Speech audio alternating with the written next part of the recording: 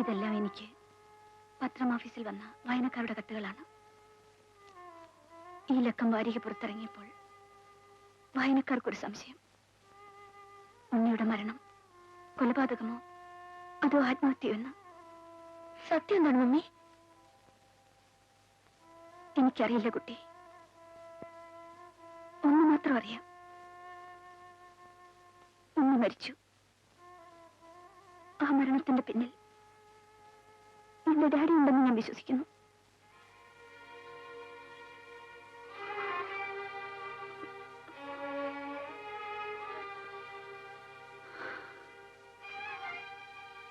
എവിടെയാണ് ഞാൻ പറഞ്ഞു നിർത്തിയത്? ആ, എന്റെ ഡാഡിയുടെ തറവാട്ടിൽ വന്നതുവരെ. അത്രയും വലിയ തറവാട്ടിൽ എന്റെ ഡാഡിയോട് ഒരു വാക്കുപോലും മിണ്ടാതെ ഏകാന്തതയിലെ തടവുകാരിയായി ഞാൻ കഴിഞ്ഞപ്പോൾ എനിക്കാകെ കൂട്ടിനുണ്ടായിരുന്നത് ഷെൽഫിലെ പുസ്തകങ്ങൾ മാത്രമായിരുന്നു. അങ്ങനെ ഒരു വർഷം കടന്നുപോയി. ഇനിയുള്ള കാര്യങ്ങൾ ഒരമ്മ മകളോട് പറയാൻ പാടില്ലാത്തതാണെങ്കിലും പ്രായപൂർത്തിയായ ഒരു പെൺകുട്ടി എന്ന നിലയ്ക്ക് നീ അതറിയുന്നതിൽ തെറ്റില്ലെന്ന് തോന്നുന്നത് കൊണ്ട് ഞാനത് പറയാം. എന്റെ മനസ്സിന്റെ സമ്മതമില്ലാതെ എന്റെ ദേഹത്ത് തൊടില്ലെന്ന് പറഞ്ഞ നിന്റെ ഡാഡി ഒരു ദിവസം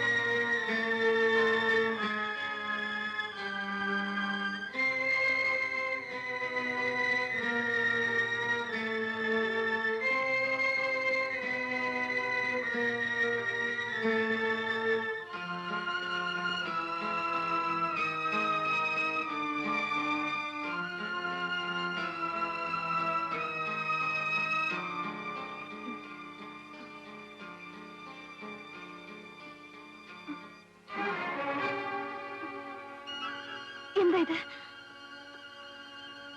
Vijayalakshmi,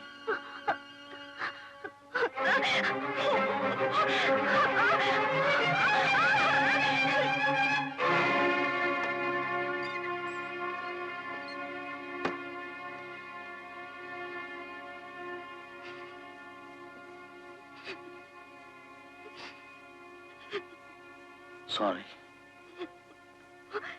I hate you. I hate you.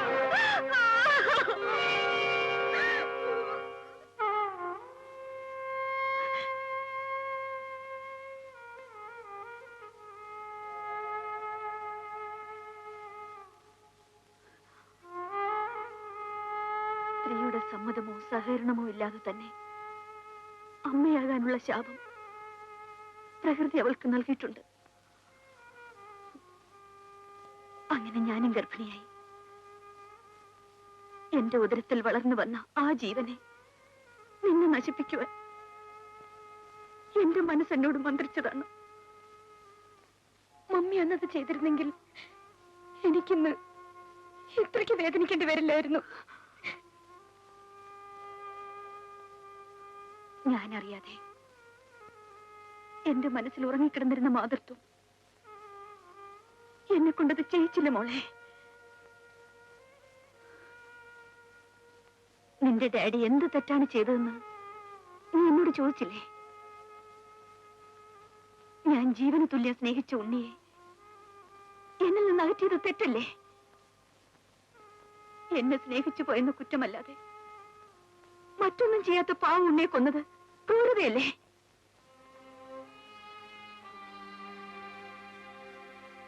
എന്നെ പോലെ സ്നേഹത്തിന്റെ നിശ്വാസവും നെഞ്ചിലടക്കി പിടിച്ചുകൊണ്ട് നിൽക്കുന്ന എന്റെ മോളുടെ മനസ്സ് എനിക്കറിയാവുന്നത് കൊണ്ട് ഞാൻ ചോദിക്കുകയാണ്, നിന്റെ ഡാഡി എന്നോട് കാണിച്ച അനുകമ്പയുടെ പിന്നിൽ വഞ്ചനയായിരുന്നില്ലേ? ഇപ്പോൾ നീ പറയൂ, ഒരു സ്ത്രീയോട് ഇത്രയും ക്രൂരത കാണിച്ച പുരുഷന്റെ ഭാര്യാപദം അലങ്കരിക്കാൻ എനിക്കെങ്ങനെ കഴിയും?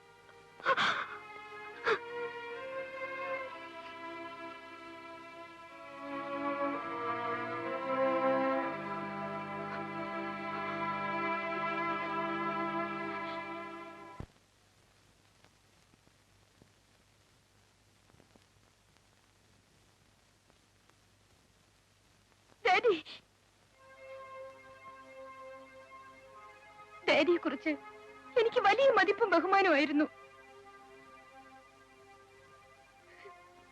ചെറുപ്പം മുതലേ മമ്മിയെക്കാളേറെ ഞാൻ സ്നേഹിച്ചിരുന്നതും എന്റെ ഡാഡിയായിരുന്നു. മമ്മി എന്തുകൊണ്ടാണ് ഡാഡി ഇത്രയ്ക്ക് വെറുക്കുന്നതെന്ന് ഇപ്പോഴാണ് എനിക്ക് മനസ്സിലായത്.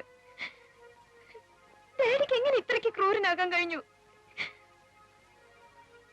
മോളും അമ്മയുടെ ആത്മകഥ വായിക്കുന്നുണ്ടല്ലേ? വായിച്ചതല്ല, കേട്ടറിഞ്ഞതാണ്. ഒരമ്മ മകളോട് പറഞ്ഞുകൂടാത്ത പല കാര്യങ്ങളും ഇന്ന് എന്റെ മമ്മിക്ക് എന്നോട് തുറന്നു പറയേണ്ടി വന്നു. ഞാൻ ഈ കേട്ടതെല്ലാം സത്യമാണ് ഡാഡി. ഡാഡി എന്തൊന്നും മിണ്ടാത്തത്? നിന്റെ മമ്മി പറഞ്ഞതെല്ലാം സത്യമാണ് മോളെ. പക്ഷേ മമ്മിക്ക് അറിഞ്ഞുകൂടാത്ത ചില സത്യങ്ങൾ വേറെയുമുണ്ട്. എനിക്ക് മാത്രം അറിയാവുന്നത്. എനിക്കറിയാം, എല്ലാം എനിക്കറിയാം. നിനക്കൊന്നും അറിയില്ല മോളെ. I know everything. എന്റെ രവിയെ എന്നിൽ നിന്ന് അകറ്റാൻ ശ്രമിച്ചതുപോലെ എന്റെ മമ്മി സ്നേഹിച്ചിരുന്ന പുരുഷനെ മമ്മിയിൽ നിന്ന് അകറ്റിയത് ഡാഡിയല്ലേ? അവരെ തമ്മിൽ വേർപിരിച്ചതോ പോട്ടെ, പാവം ആ മനുഷ്യനെ കൊന്നതും. You are a criminal.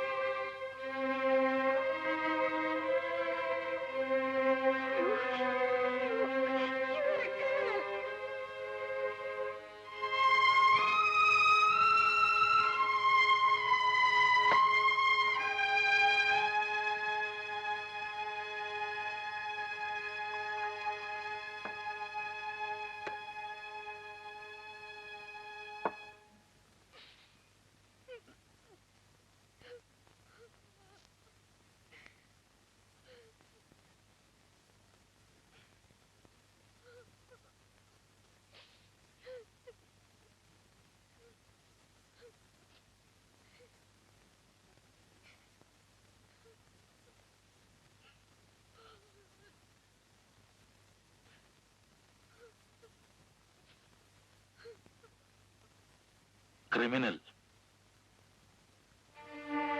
അല്ലേ?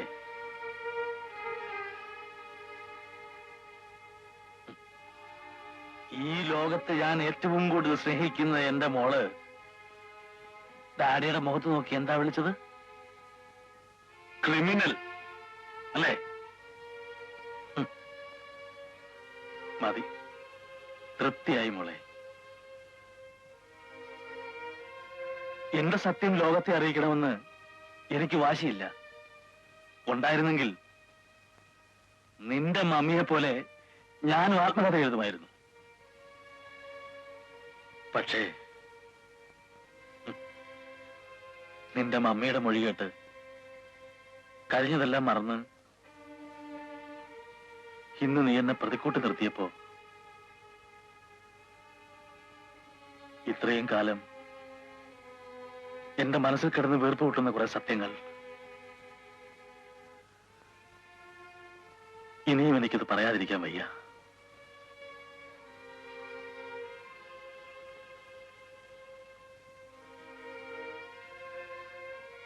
അന്ന്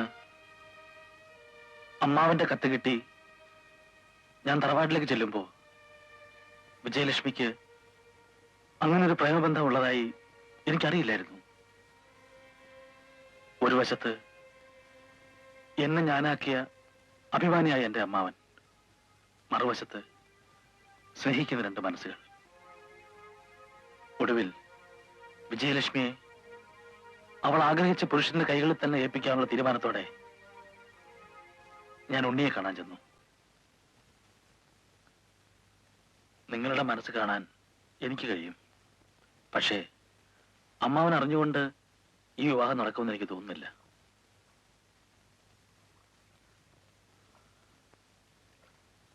ഞാൻ ആലോചിച്ചിട്ട് ഒറ്റ വഴിയേ കാണുന്നുള്ളൂ. മുഹൂർത്ത സമയത്ത് നീ എവിടെ എത്തണം. അവിടെ കൂടിയിരിക്കുന്നവരോട് നീ പറയണം, നീയും വിജയലക്ഷ്മിയും തമ്മിൽ സ്നേഹത്തിലാണെന്ന്, ഈ വിവാഹം നടക്കാൻ പാടില്ലെന്ന്. നിശ്ചയിച്ച അതേ മുഹൂർത്തത്തിൽ നിങ്ങളുടെ വിവാഹം നടക്കും. നിനക്ക് അതിനുള്ള ധൈര്യമുണ്ടോ? എന്റെ വിജയ്ക്ക് വേണ്ടി ഞാൻ എന്തും ചെയ്യാൻ തയ്യാറാണ്. ഇനി നമുക്ക് കല്യാണ പന്തൽ വെച്ച് കാണാം. ഉണ്ണിപ്പൊക്കോളൂ.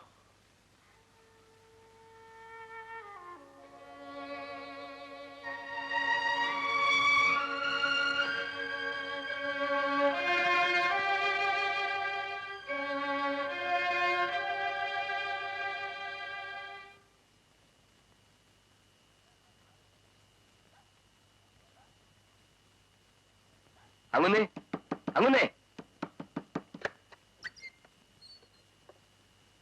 എന്താടാ ഒന്നിങ്ങോട്ട് വന്നേ.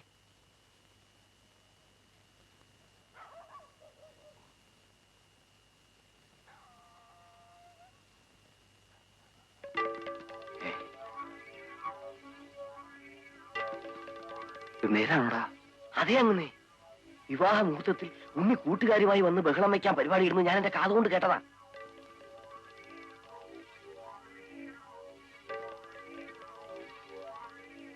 ഒരു കുഞ്ഞുപോലും അറിഞ്ഞു പോരുത്.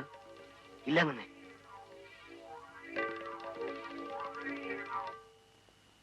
ഉണ്ണി, ഉണ്ണി, ഉണ്ണി. ആ, എന്താ കുഞ്ഞെ? ഉണ്ണിയില്ലേ? ഇല്ല. എവിടെ പോയി? അവൻ വൈകുന്നേരം ഇവിടുന്ന് പോയതാ. ഓഹോ. ഇതുവരെയും വന്നിട്ടില്ല. ആ പുഴക്കരയിലെങ്ങാനും കാണും. എന്താ കാര്യം? ഒന്നുമില്ല.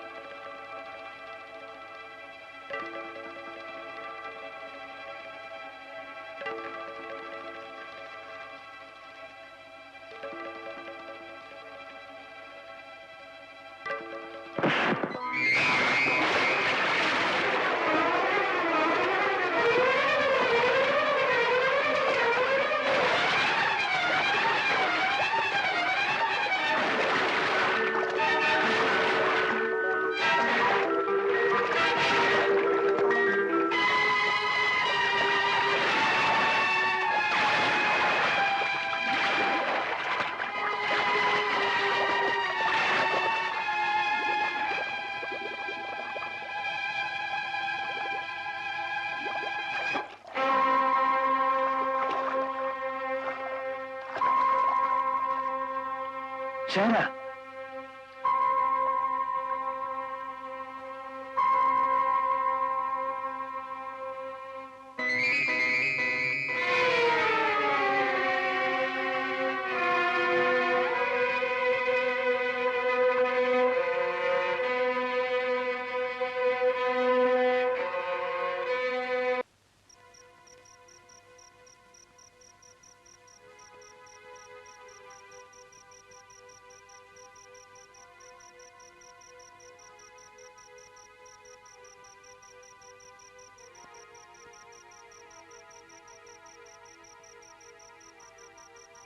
അങ്ങനെ എന്താടാ? ആ കുഴപ്പമായി അങ്ങനെ ഉണ്ണിയെ മുക്കിക്കൊല്ലുന്ന വേണുകുഞ്ഞ് കണ്ടു. എന്നിട്ട് അമ്മാവൻ വിചാരിച്ച കാര്യം നടന്നു.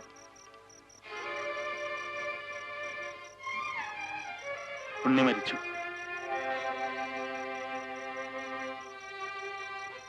നീ പൊയ്ക്കോ.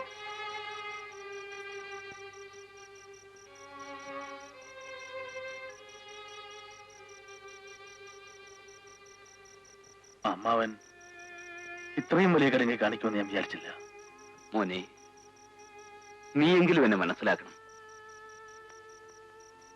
നീ എന്നെ ഒരു കൊലപാതകിയെന്നോ ക്രൂരനെന്നോ എന്തു വേണമെങ്കിലും വിളിച്ചോ, അമ്മാവൻ കേൾക്കാം. ഞാൻ ചെയ്തത് പൊറുക്കാനാവാത്ത ഒരു തെറ്റാണെന്നും എനിക്കറിയാം. പക്ഷെ മോനെ, നമ്മുടെ കുടുംബത്തിലെ ഒരു പെണ്ണും ഒരു അന്യജാതിക്കാരന്റെ കൂടെ ഇറങ്ങിപ്പോയ പാരമ്പര്യം ഇതുവരെ ഉണ്ടായിട്ടില്ല. വേണു, സ്വത്തും പണവും നമുക്ക് എത്ര വേണമെങ്കിലും ഉണ്ടാക്കാൻ കഴിയും. പക്ഷെ മാനും അഭിമാനവും എന്നൊക്കെ പറയുന്നത് നമ്മുടെ കാരണവന്മാരായിട്ടുണ്ടാക്കി വെച്ചിട്ടുള്ള തറവാട്ടുമഹിമയും ആചാരങ്ങളും കാത്തു സൂക്ഷിക്കേണ്ടത് എന്റെ കടമയല്ലേ മോനെ? എനിക്ക് നിന്നോടൊരു അപേക്ഷയുണ്ട്. ഈ തറവാട്ടിലെ അവസാനത്തെ ആന്തരി നീയാണ്. നീ വേണം നമ്മുടെ കുടുംബത്തിന്റെ മാനം കാക്കാൻ. എന്താ നീ ഒന്നും മിണ്ടാത്തത്? എന്നെ ജയിലിലേക്ക് അയക്കാനാണ് നിനക്ക് ആഗ്രഹമെങ്കിൽ എന്റെ മോളെ നിന്റെ കയ്യിൽ ഏൽപ്പിക്കുന്നതുവരെയുള്ള സാവകാശം ഈ അമ്മാവന് നീ തരണം. ഞാൻ നിന്റെ കാല് പിടിച്ച് അപേക്ഷിക്കാം.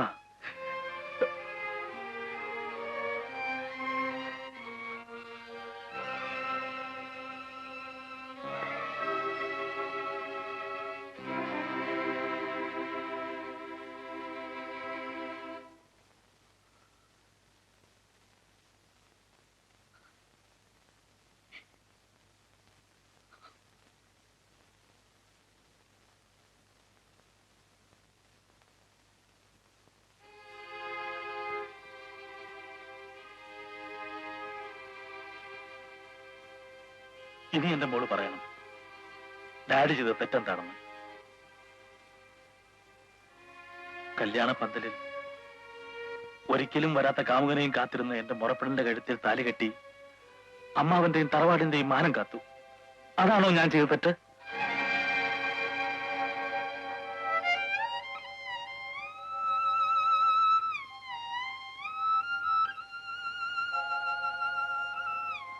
വിജയലക്ഷ്മിയുടെ ജീവിതത്തിൽ നിന്നും ഉണ്ണിയെ ഒഴിവാക്കാൻ സ്വന്തം അച്ഛൻ ചെയ്ത ആ വലിയ പാപം 19 വർഷക്കാലം അവളെ അറിയിക്കാതെ ഞാൻ എന്റെ മനസ്സിൽ കാത്തു സൂക്ഷിച്ചു. അതാണോ ഞാൻ ചെയ്ത തെറ്റ്? പിന്നെ ഞാൻ നിന്റെ മമ്മിയോട് ഒരു തെറ്റ് ചെയ്തിട്ടുണ്ട്. പക്ഷേ അതൊരു തെറ്റാണെന്ന് ലോകത്തൊരു ഭാര്യയും ഭർത്താവ് ഒരിക്കലും പറയുമെന്ന് തോന്നില്ല. ഒരു കൂരയ്ക്ക് താഴെ പരസ്പരം മിണ്ടാതെ ഒന്ന് നോക്കുക പോലും ചെയ്യാതെ ജീവിക്കുന്ന ഭാര്യയും ഭർത്താവും. അതായിരുന്നു ഞാനും വിജയലക്ഷ്മിയും.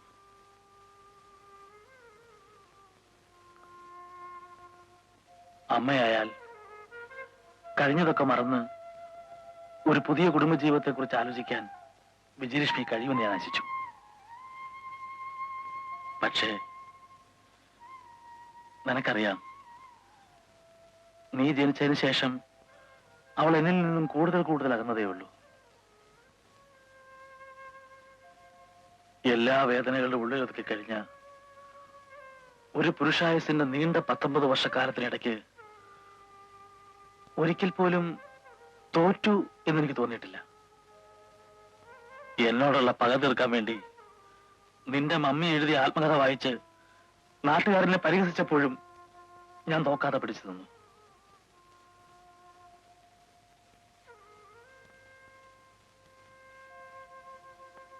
പക്ഷെ ഇന്ന് നിന്റെ മുമ്പ് ഞാൻ തോറ്റു. സത്യം അറിയാത്തത് കൊണ്ട് എന്റെ മോളെ എനിക്ക് നഷ്ടപ്പെട്ടേക്കുമോ എന്ന് പേടിച്ച നിമിഷത്തിൽ എനിക്കെല്ലാം തുറന്നു പറയേണ്ടി വന്നു.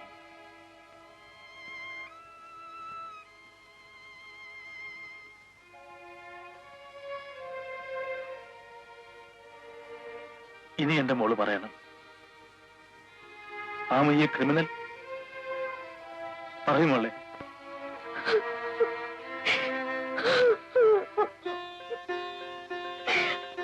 Sorry, Daddy.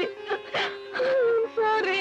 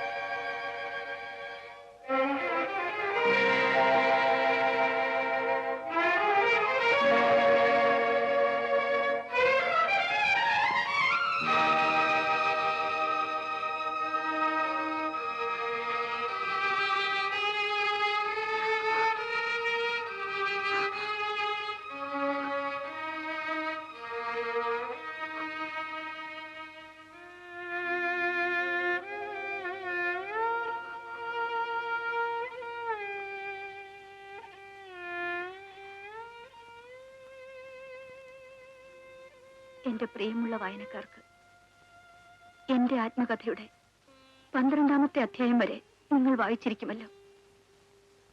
തുടർന്നുള്ള അധ്യായങ്ങൾ എഴുതുവാനുള്ള മാനസികാവസ്ഥയിലല്ല ഞാനിപ്പോൾ. കഥാപാത്ര സൃഷ്ടിയിൽ എനിക്കുണ്ടായ പാകപ്പിഴകളാണ് അതിന് കാരണം.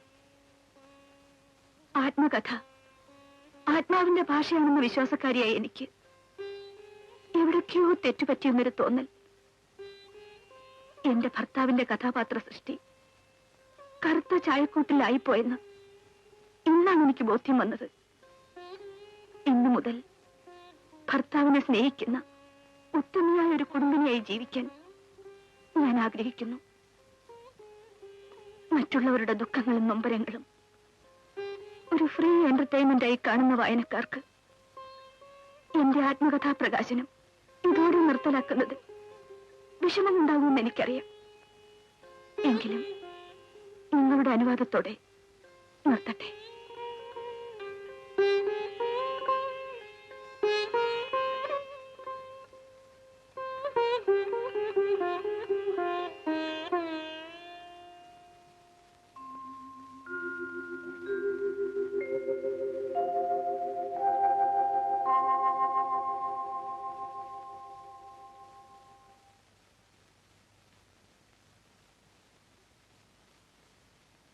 ശ്രീദേവി,